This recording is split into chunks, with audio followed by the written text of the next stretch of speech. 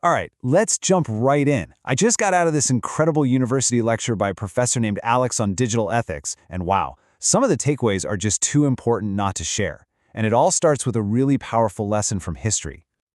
So, Alex kicked things off by throwing us back to the Mad Men era, reminding us all that marketers have been at these kinds of ethical crossroads before, and the consequences were massive. It's a pretty stark reminder that, hiding the truth for profit, it's not a new playbook. And that really sets the stage for the main point of Alex's whole lecture. We desperately need to shift our thinking. Instead of scrambling to fix ethical disasters after they happen, we need to prevent them from the very start. It's like being an architect instead of a firefighter. And this quote just hits the nail on the head. The old way of just launching something and then dealing with the fallout later, Alex was clear that's just not going to fly anymore. The whole game has to shift from reactive fixes to proactive principles. So the big question is, how do we actually do that? Well, Alex gave us a pretty practical toolkit for making better decisions. Alex broke it down into 5 distinct lenses, or frameworks, that can help us look at any ethical situation we might run into online. Think of them like different camera lenses you can use to see a problem from all sides. And what's really fascinating is that sometimes these lenses will give you conflicting advice, which is exactly why you've got to understand all of them. Let's walk through them. Okay, first up, we've got utilitarianism. Honestly, the easiest way to think about this is just a big cost-benefit analysis. It's all about one question. What's going to create the most good for the most people? Simple as that. It's all about the final score. But then you've got deontology, which is kind of the polar opposite. This one's all about the rules, not the results. The key question here, which comes from the philosopher Kant, is basically, would you be okay if everyone everywhere did what you're about to do? It's about your duty, no matter what happens.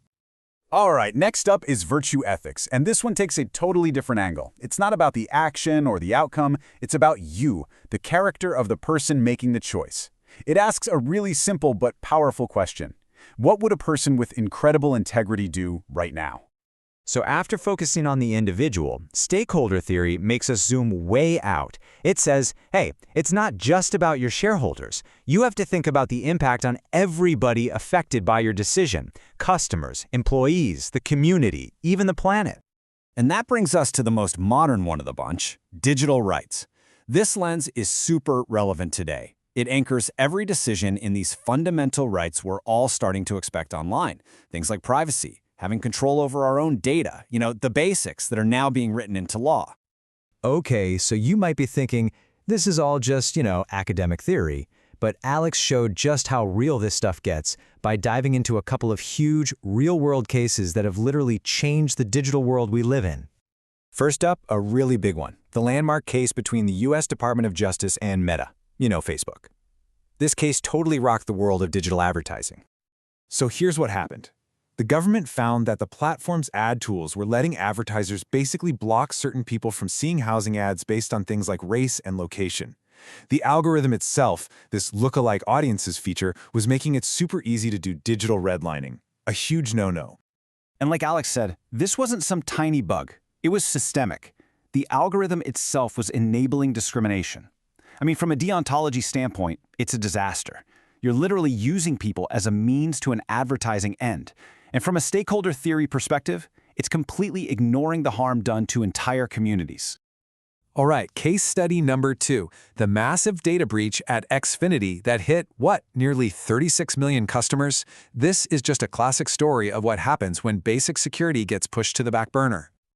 But here's the kicker, and this is what Alex really drove home. The biggest failure wasn't just the hack itself. It was the fact that the company knew about the security flaw for months and just did nothing. They didn't patch it.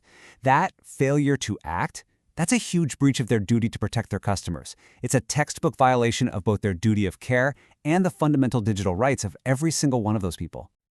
Okay, so after hearing about these massive corporate screw-ups, you might feel a little helpless, right? But Alex pivoted here to what we can actually do to take back some control. And the key takeaway is we have way more power than we think.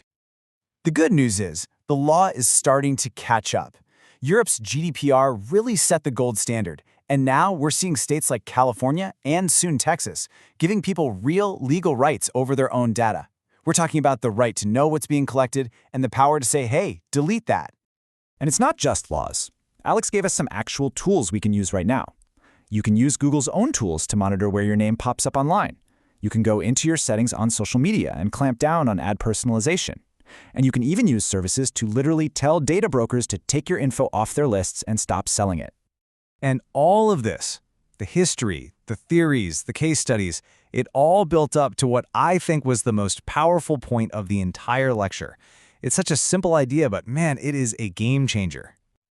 You see, preventing these huge ethical disasters, it doesn't always require some giant new law or a massive protest. So often, it just starts with one person.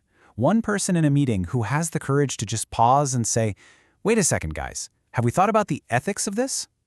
So that's the challenge Alex left us with, and it's the one I want to leave with you.